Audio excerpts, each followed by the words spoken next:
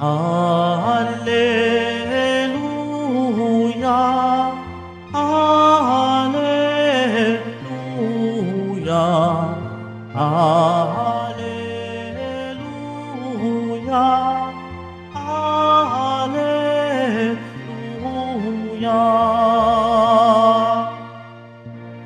Bagong utos ni Kristo,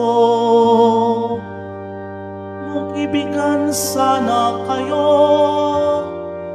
katulad ng pag-ibig ko. Alleluia, Alleluia,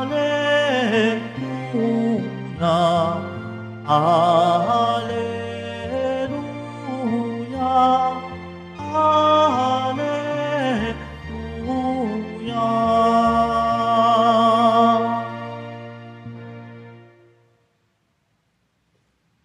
Sumainyo ang Panginoon. At sumaiyo rin. Ang mabuting balita ng Panginoon ayon kay San Mateo. Papuri sa iyo, Panginoon. Noong panahong iyon, sinabi ni Jesus sa kanyang mga alagad, "Narinig ninyong lahat na sinabi, ibigin mo ang iyong kaibigan at kapuotan mo ang iyong kaaway. Ngunit ito naman ang sabi ko, ibigin ninyo ang inyong mga kaaway at idalangin ninyo ang mga umuusig sa inyo upang kayo'y maging tunay na anak ng inyong amang nasa langit. Sapagkat pinasisikat niya ang araw sa masasama at sa mabubuti at pinapapatak niya ang ulan sa mga banal at sa mga makasalanan. Kung ang mga umiibig sa inyo ang siya lamang ninyong iibigin, ano pang gantimpala ang inyong hihintayin? Hindi ba't ginagawa rin ito ng mga publikano? At kung ang binabati lamang ninyo ay ang inyong mga kapatid, ano ang nagawa ninyong higit kaysa iba? Ginagawa rin iyon ng mga hintil. Kaya dapat kayong maging ganap gaya ng inyong amang nasa langit." Ang mabuting balita ng Panginoon. Pinupuri ka namin, Panginoong Heso Kristo. Magsiupo ang lahat. Magandang hapon po sa inyong lahat. Tayo po na hindi napapagod, hindi nananawa na magpasalamat sa ating mahal na poong Jesus Nazareno. Salamat po, mahal na poong Jesus Nazareno. Gusto niyo pong ma-bless? Sino po gusto ma-bless? Pakisabi po doon sa mga katabi niyo, God bless you. Totoo po iyan. Hindi iyan gawa-gawa lamang. Dahil kung titingnan po natin yung ebanghelyo, ipinapakita ng ating ebanghelyo, ang Diyos ay nagbibigay gantimpala. Ang pagpapala na binigay mo, ito ay pagpapalang ibabalik at ibibigay din sa iyo. Kaya nga doon sabi sa ebanghelyo, hindi mo dapat lamang kaibiganin o ibigin ng kaibigan o kapopuotan ng kaaway. Hindi daw yon. Ang sabi ng Panginoon, ibigin mo ang iyong kaaway, idalangin mo ang umuusig sa iyo. Bakit? Bakit? Dahil may gantimpala. Ano yung gantimpala? Ikaw at ako magiging tunay na anak ng Diyos.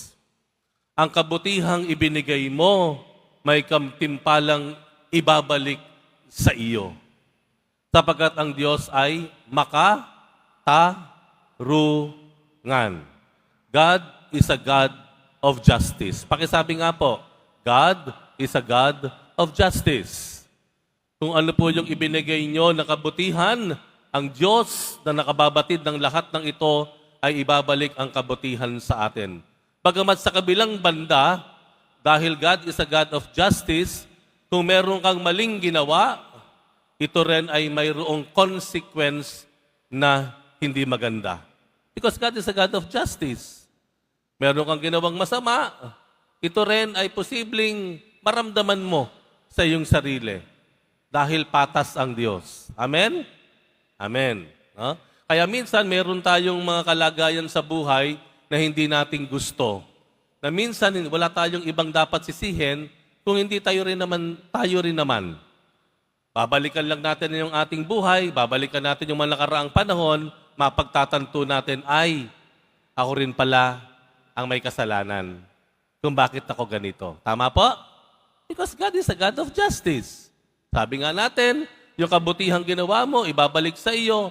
Yung kasamaan na ginawa mo, maaaring ito ibalik sa iyo. Amen?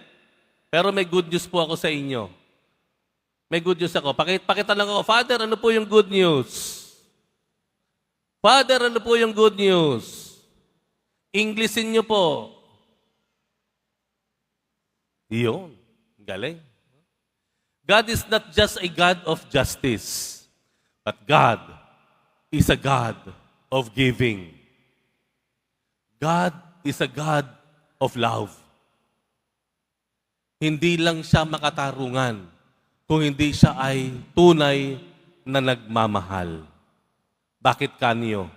Tingnan yung ebanghelyo.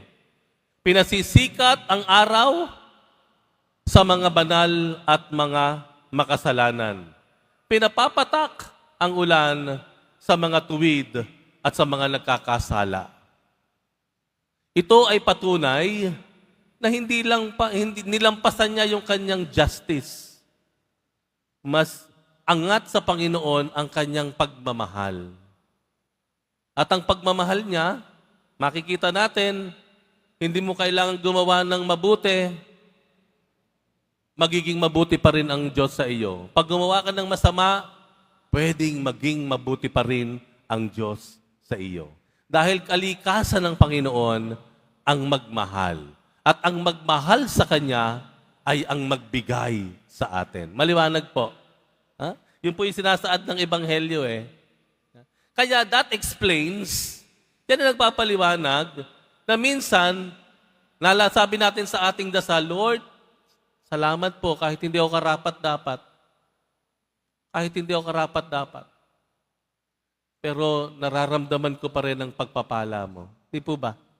May ganun tayo sa mga dasal natin eh, no? Lord, hindi ako worthy. Pero sinagot mo yung dasal ko. Lord, kahit nakakalimot ako, hindi ka nakakalimot sa akin. Lord, kahit ang dami kong atraso sa iyo, napakabait mo pa rin sa akin. Amen? Pagpapatunay that God is not just a God of justice, but He is a God of love. At ang pagmamahal ng Diyos, ipinakita niya na kahit hindi tayo karapat-dapat, nagbibigay pa rin siya. Dahil dito, hindi tayo nananawa, hindi tayo napapagod na magpasalamat sa Diyos.